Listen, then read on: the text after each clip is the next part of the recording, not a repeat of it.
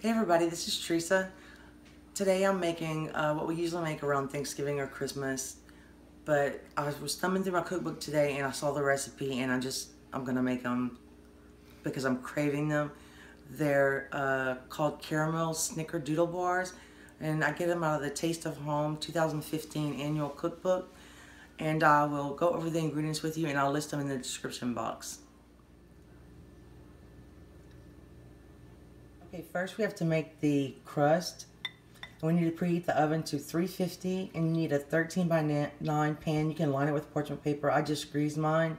They come out okay. I've done this before. But here are the ingredients. I need 2 sticks of softened butter, 2 cups of packed light brown sugar, 2 eggs, 2 teaspoons of vanilla, 2 teaspoons of baking powder. I'm using a half teaspoon of salt because I'm using salted butter, and 2.5 cups of all-purpose flour. And then we also need a mixture of 1/4 of a cup of granulated sugar and 3 teaspoons of cinnamon sugar. But you take out 2 tablespoons because you're going to sprinkle that over the crust. So let's get started with the crust. Okay, first I'm going to cream my butter. My butters are probably about 65 degrees. It's a little bit cooler here today, so I thought I would bake something. Take these out of the pack. And sometimes we use salted butter, sometimes we use unsalted butter. It just depends on what I have. And put the paddle attachment on. And you can do this with a hand mixer as well, or a spoon and a bowl. So I'm going to cream the butter and scrape my bowl, and then I'll show you what it looks like. My butter. Now I'm going to add the brown sugar, 2 cups.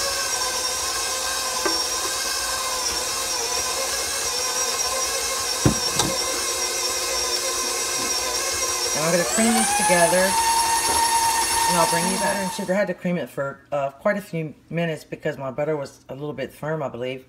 Now I'm going to add my 2 eggs and my 2 teaspoons of vanilla.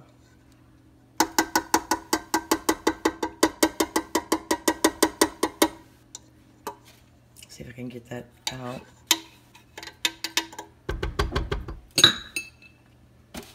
I'm going to mix that in.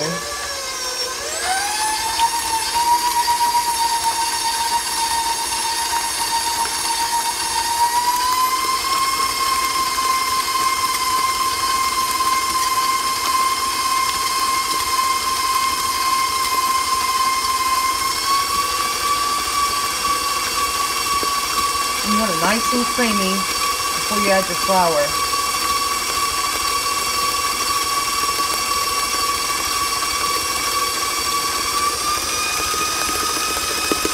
That looks good. So I'm going to scrape the bowl the best I can. And I'm going to take my 2 teaspoons of baking powder and my half teaspoon of salt and just mix that into the flour.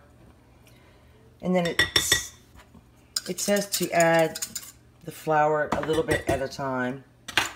So I'll start with a little bit and mix that in.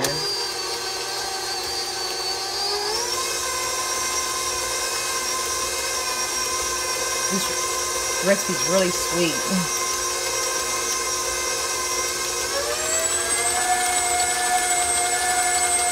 Okay, now I'll add some more flour. Actually, I'm just going to pour the rest in. Put my dirty dishes right here.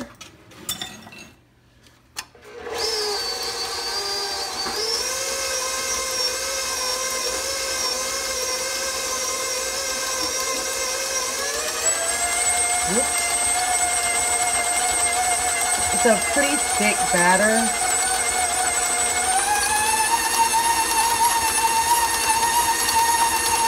So make sure it's well combined.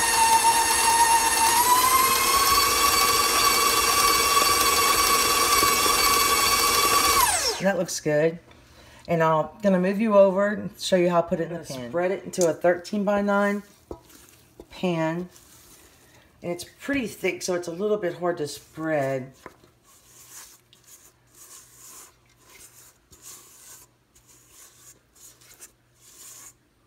You just want to spread it out to an even layer the best you can.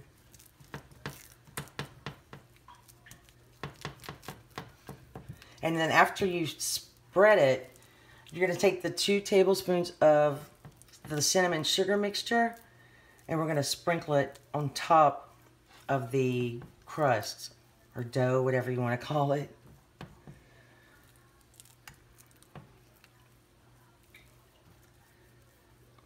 I can't wait to show you the topping.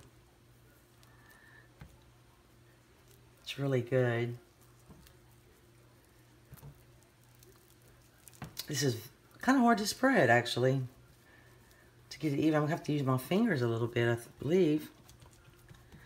My hands are clean.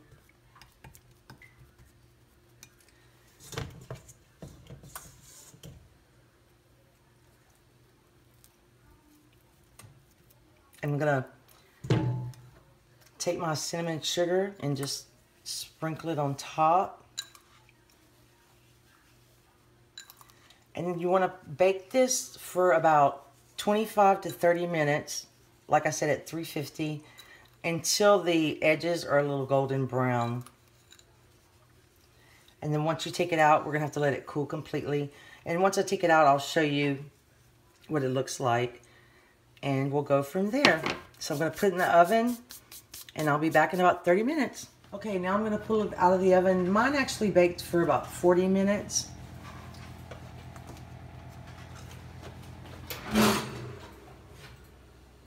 But it's golden brown. Oops, I turned my oven off. And then what you have to do next is, there's the crust. Let this cool completely.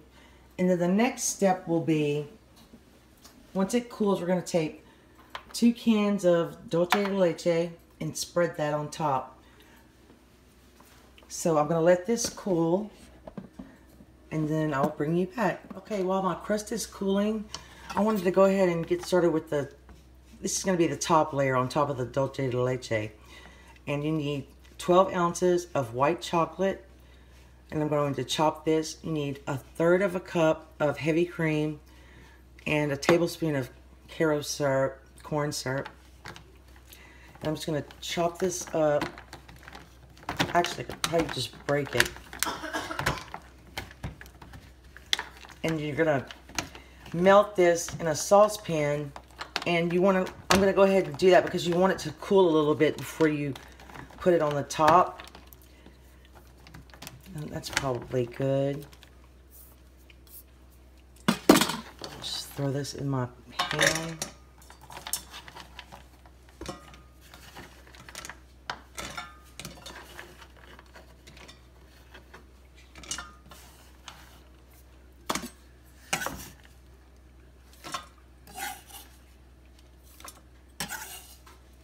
I'm going to melt this on a slow heat.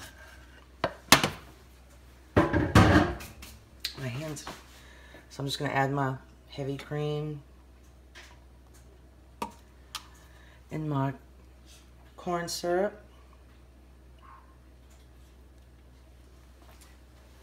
I'm going to turn my burner on low and just melt this slowly.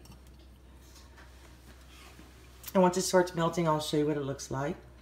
Here's my chocolate. It's almost melted. It's nice and creamy. You want it smooth. And once I let it cool a little bit, then I'll be able to put the whole thing together. There's a few steps in here. The hardest part is waiting for your crust to cool. But sometimes you can cheat and, you know, put it in the freezer or whatever you want to do. That's what I do, because I'm very impatient. So this is just about completely melted.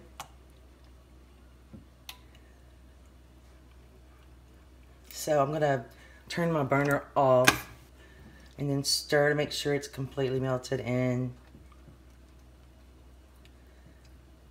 Then take it off the hot part of the stove. And it's right there. Let me get my crust and then I'll put it together for you.